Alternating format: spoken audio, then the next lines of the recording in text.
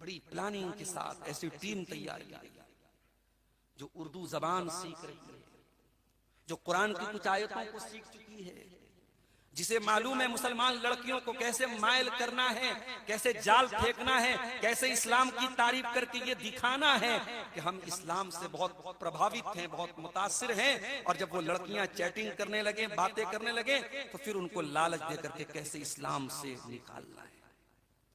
आपकी बेटियां मोबाइल की दुकानों पर रिचार्ज करने जाती है, वहां से उनके मोबाइल नंबर नोट किए जाते हैं। पूरी एक टीम काम कर रही है और उसको बाकायदा फंडिंग की जा रही है। मेरे प्यारे साथियों, मुनज़्ज़म साजिशें भी रची जा रही हैं और आप हाथ पर हाथ धरे बैठे हैं। बहुत हुआ तो सोशल मीडिया पर किसी लड़की का वीडियो वायरल कर दिया, ये आईपी मॉल में पकड़ी गई, ये जेएसवी मॉल में पकड़ी गई, ये बाइक पर फलां के साथ जा रही थी। बस ये हमने बस यही काम किया है। हल क्या है? ये हमारी तकरीर का आखिरी हिस्सा है कि इस मसले का हल क्या है, अपनी लड़कियों को हम इर्तिदाद के इस फितने से कैसे बचाएं। ये हमारी तकरीर का सबसे मेन पॉइंट है, इस पर आप जरा सा गौर कीजिए। बेटियों को हम पालते हैं, आपके घर में बेटी है, मेरे घर में बेटी है। बेटी का होना बहुत बड़ी नेमत भी है और बहुत बड़ी जिम्मेदारी भी है। बेटियों को प्यार भी देना है, लेकिन बेटियों की तरबियत भी करना है। नबी ने दोनों सिखाया। आपकी बेटी फातिमा आपसे मिलने के लिए आती हैं, साथ में दामाद भी हैं, हजरत अली भी हैं। दामाद और बेटी को पता चला कि अल्लाह के रसूल के पास कुछ गुलाम आए हैं, कुछ लौंडियां आई हैं। हजरत फातिमा करके कहती हैं, अब्बा जान, आपकी बेटी अपने हाथों से चक्की चलाती, हत्ता मजलत यदाया, आपकी बेटी के हाथ पे छाले पड़ गए, हो सके तो कोई गुलाम अपनी बेटी को भी दे दीजिए। हजरत अली ने फरमाया, या रसूलल्लाह सनऊतु हत्ता इश्तकैतु सदरी, इतनी मेहनत करता हूं कि मेरे सीने में दर्द होने लगा है, हो सके तो सपोर्ट के तौर पर मुझे कोई गुलाम दे दीजिए।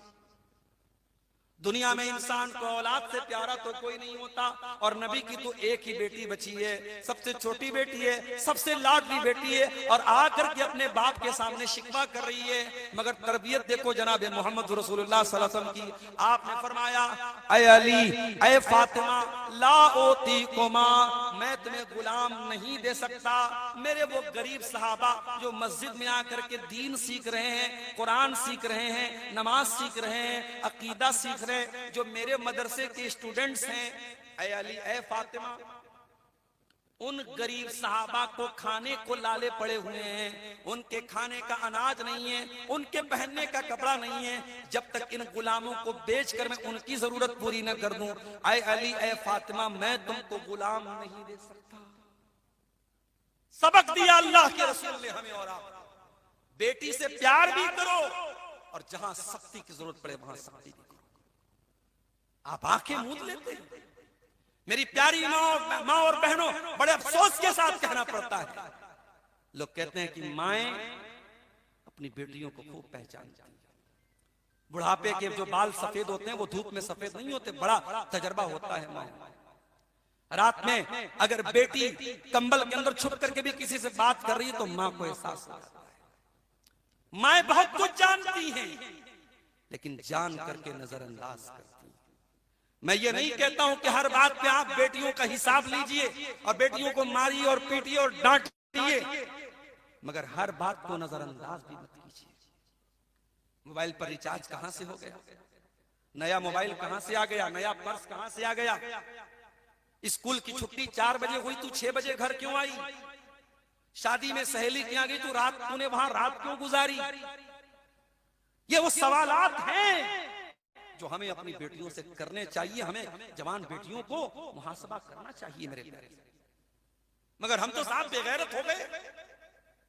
बनारस के बड़े बड़े इंग्लिश मीडियम स्कूलों में एनुअल फंक्शन हो रहा है, मुसलमान की लड़की उस एनुअल फंक्शन में जाकर के डांस कर रही है और उसकी माँ और बाप बड़े शौक से वीडियो बना रहे हैं और मोबाइल के स्टेटस में डाल रहे हैं, हमारी बिटिया कितना अच्छा डांस कर रही है। अगर लोग अपनी बेटियों के नाच और गाने पर फख्र करें तो ये चुल्लू भर पानी में डूब मरने की बात है। अगर हमें अपनी कौम की बच्चियों को बचाना है इस इर्तिदाद के सैलाब से, तो पहला काम हमें करना पड़ेगा, बेटियों की तरबियत पर हमें बहुत चौकन्ना पड़ेगा। वो दौर चला गया जब बेटे और बेटियां पल जाते थे और बच्चे बड़े हो जाते थे और हमें पता भी नहीं चलता। अब बड़ी बारीक नजर रखनी पड़ेगी, बहुत चौकन्ना रहना पड़ेगा। आपके बेटों और बेटियों को खराब करने वाली हजारों चीजें मार्केट में आ चुकी हैं। 3 साल का बच्चा भी यूट्यूब देख रहा है, 10 साल की लड़की स्नैपचैट पर आईडी बना के लड़कों से बात कर रही है, 12 साल की लड़की बॉयफ्रेंड के साथ होटलों में घूम रही है, 14 साल की लड़की होटल के कमरों में पाई जा रही है। आपकी कौम के बेटे और बेटियां कहां तक पहुंच चुके हैं आपको अंदाजा नहीं है। मेरे बहुत चौकन्ना होने की जरूरत है। वालिदैन अपनी जिम्मेदारी को महसूस करें। वालिद होना और वालिदा होना ये सिर्फ एक एजाज की बात नहीं है। माँ के कदमों के नीचे जन्नत है, बाप जन्नत का दरवाजा है। बहुत सुन लिया आपने हदीसें, अब एक और हदीस सुन लीजिए। अल्लाह के नबी ने फरमाया, मा मिन अब्दिन यस्तरईहिल्लाहु रईयतन, जिस बंदे को अल्लाह ताला कोई जिम्मेदारी उसके सर पे डाले और वो इस हाल में मर जाए कि अपनी जिम्मेदारी को सही तरीके से नहीं निभा रहा है, उसके ऊपर जन्नत हराम हो जाएगी। उस माँ के ऊपर जन्नत हराम हो जाएगी जिस माँ ने माँ होने का हक अदा नहीं किया, जिस बाप ने बाप होने का हक अदा नहीं किया। और तीसरा काम हमें करना है, बड़े दर्द के साथ हम कह सकते हैं, उससे ज्यादा कुछ नहीं कह सकते। हमारे बहुत सारे ऐसे भाई हैं जिनके उलमाए किराम ने मसाजिद में औरतों के आने पर पाबंदी लगा के रखी है। मैं बड़े अदब के साथ उनसे कहना चाहता हूं, कोई जमाना था जब आपके उलमा ने कहा था मस्जिद में औरत का जाना फितना है, लेकिन आज आपके उलमा, और मैं कई ऐसे हनफी मसलक के उलमा को जानता हूं, सोशल मीडिया पर उनके बयानात मौजूद हैं, उन्होंने कहा कि आज के दौर में औरत का मस्जिद में आना फितना नहीं है, औरत ना आना फितना है। औरत आना जरूरी है। मसाजिद में खास तौर से जुमा के खुतबा, साल में 52 जुमा का खुतबा होता है। अगर आपकी बहनें, आपकी बेटियां कोई तकरीर न सुने, कोई जलसे में न जाएं, फिर साल के 52 जुमा के खुतबे सुन लें, उनकी बहुत बड़ी दीनी तरबियत हो जाएगी। मसाजिद में जुमा की नमाज में औरतों के लिए इंतजाम करें। अहले हदीसों से कहना चाहूंगा, अपने इलाके की मस्जिदों में भेजिए अपने घर की औरतों को, लड़कियों को। हमारे यहाँ ये भी होता है, बूढ़ी अम्मा जा रही है, बहू नहीं जा रही है, बहू को खाना बनाना है, लड़की को मसाला पीसना है। भैया आप मसाला पहले पिसवा लो, खाना पहले बनवा लो, मगर लेके जाओ जुमा की नमाज में औरतों को, ईदैन की नमाज में लेके जाओ। हमारे यहाँ बनारस में शक्कर तालाब की ईदगाह में ईद की नमाज में औरतों की तादाद ज्यादा रहती है और बकरीद की नमाज में कम रहती है। मैंने पूछा कि भैया बकरीद की नमाज में क्यों तादाद कम रहती है, तो जवाब मिला कि औरतों को काम बहुत रहता है, मर्दों को तो आके खाली गोश्त खाना है, उनको तो मसाला पीसना है, अदरक लहसुन का पेस्ट बनाना है। अरे भाई बना लो, पहले से बना लो, बाद में बना लो, लेकिन ईद की नमाज जैसे ईद उल फित्र की नमाज की अहमियत है, वैसे ही ईद उल अजहा की नमाज की अहमियत है। ईदैन की नमाज में जरूर लेकर के जाइए, औरतों को मसाजिद में लेके जाइए। आजकल ये मसला भी पूछा जा रहा है, मौलवी साहब फलाने गैर मुस्लिमों के त्योहार की फला चीज खा सकते हैं? अब ये बताना पड़ेगा। अकीदे वला और बरा, भाई टॉलरेंस अलग चीज है। हमारा दीन हमें टॉलरेंस सिखाता है। हमारा दीन हमें ये सिखाता है, कोई अगर अपने मजहब पर अमल कर रहा है, हम उसको छेड़ेंगे नहीं, उसे तकलीफ नहीं पहुंचाएंगे, उसके किसी मजहबी काम में हम कोई रुकावट नहीं डालेंगे। अपने मजहब पर वो अमल करे, हम अपने मजहब पर अमल करेंगे। टॉलरेंस अलग चीज है, कंप्रोमाइज अलग चीज। हम अपने गैर मुस्लिम भाइयों के साथ हर तरीके से टॉलरेंस के लिए तैयार है, मगर अकीदे से कभी कॉम्प्रोमाइज मत करना। जिस चीज में शिर्क हो रहा हो उसकी मुबारकबाद आप दें, उसकी खुशियों में आप शामिल हो। मेरे प्यारे साथियों, ये आपके ईमान की गैरत ने कैसे गवारा किया। कुरान कहता है, वइज़ क़ाल इब्राहीम लिअबीहि व क़ौमिही इन्ननी बराअुम मिम्मा ताबुदून। याद करो जब इब्राहिम ने अपने बाप से भी कह दिया, अपनी कौम से भी कह दिया, मैं तुम्हारे माबूदों से बरी हूं, तुम जिनकी इबादत करते हो मेरा उनसे कोई ताल्लुक नहीं है। तो शिर्क से बरात और ईमान के साथ ताल्लुक, इसको कहते हैं वला और बरा। इसको मेरे भाइयों सीखो और जानो और अपने बच्चों को सिखाओ। और आखिरी चीज, घरों में दीनी माहौल पैदा कीजिए, घरों में दीनी माहौल पैदा कीजिए। और वो दीनी माहौल कैसे पैदा होगा? जब आपको फिक्र होगी कि मेरी बेटी क्या पहन रही है, मेरा बेटा मुंह से क्या निकाल रहा है, मेरी जवान बेटी नमाज पढ़ रही है कि नहीं पढ़ रही है, घर से पर्दे में निकल रही है कि नहीं निकल रही है। जिस घर में दीनदारी होगी वहां हर छोटी छोटी चीज का ख्याल रखा जाएगा। हमारे यहाँ तो साफ दीनदारी का भी ढकोसला है और गैरों के कल्चर को भी अपनाया जा रहा है। मुसलमानों के घरों में सालगिरह मनाई जा रही है, एनिवर्सरी मनाई जा रही है, वैलेंटाइंस डे मनाया जा रहा है। याद रखो मेरे भाई, बच्चों को केक साल भर खिलाओ, कोई मसला नहीं है, मगर ये कि हम उसकी पैदाइश के दिन ये तसव्वुर करें और हम एक पार्टी करें और उसको हम उसके जन्मदिन को हम मनाएं, माफ करना, ये इस्लाम का कल्चर नहीं है। हमें इससे बचना है मेरे भाई, इससे हमें बचना है।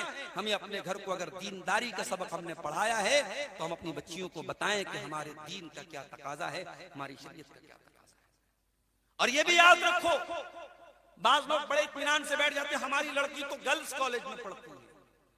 आपकी लड़की गर्ल्स कॉलेज में पढ़ती है, ठीक है, अच्छी बात है, मगर ये काफी नहीं है। आपकी लड़की के साथ पढ़ने वाली लड़कियों में ऐसी लड़कियां भी हैं जो बड़ी बेहया और फाहिशा किस्म, जिनके कई लड़कों के साथ नाजायज ताल्लुकात हैं, जो इंस्टाग्राम पर फर्जी आईडी बना के लड़कों को फंसाती हैं। और उन लड़कियों के साथ जब आपकी लड़की पढ़ेगी, उठेगी, बैठेगी, उनकी सहेली बनेगी, तो उनसे एक असर तो हासिल करेगी, उसको आप कैसे कंट्रोल करेंगे? इसलिए अपने बच्चों और बच्चियों की संगत पर भी बहुत नजर रखें। अगर आपको ये लग रहा है कि ये लड़का सही नहीं है, अपने लड़के को उसकी संगत से बचाओ मेरे साथ, वरना आपकी जिंदगी भर की कमाई और तरबियत, एक गलत संगत, आपके लड़के और लड़की की गलत संगत एक पल भर में आपकी जिंदगी भर की तरबियत को बर्बाद कर देगी। संगत का बहुत असर पड़ता है। कुरान कहता है कयामत के दिन इंसान पछताएगा और कहेगा कि ऐ काश मैंने फलां को अपना दोस्त न बनाया होता। तो ये चंद बातें इर्तिदाद के फितने के ताल्लुक से मैंने आपके सामने रखी हैं। आखिर में यही कहूंगा मेरे प्यारे साथियों, इस मसले को हम हल्के में न लें। हम अपनी बेटियों को इस तूफान से बचाने के लिए हम मेहनत करें। और जो कौम के बड़े लोग हैं, पैसे वाले लोग हैं, बच्चियों के लिए अच्छे तालीमी इदारे, बनारस में आज जरूरत है, हमारी कौम के पास तालीमी इदारों की कमी है।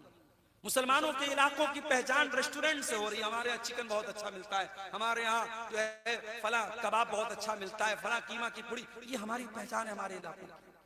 हमारे इलाके, हमारी मुसलमान लड़कियां कोचिंग करने गैरों के इलाके में जाएं, ये शर्म की बात है, ये हमारे लिए सोचने की बात है। और ऐसा नहीं कि हमारी कौम के पास पैसे की कमी है।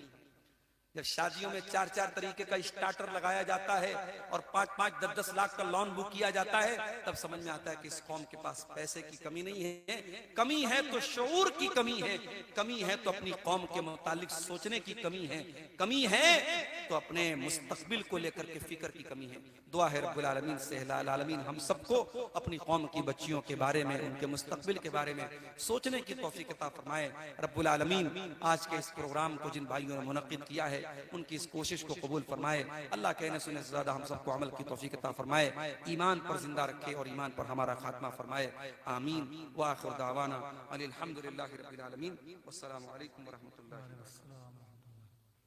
जज़ाकल्लाह।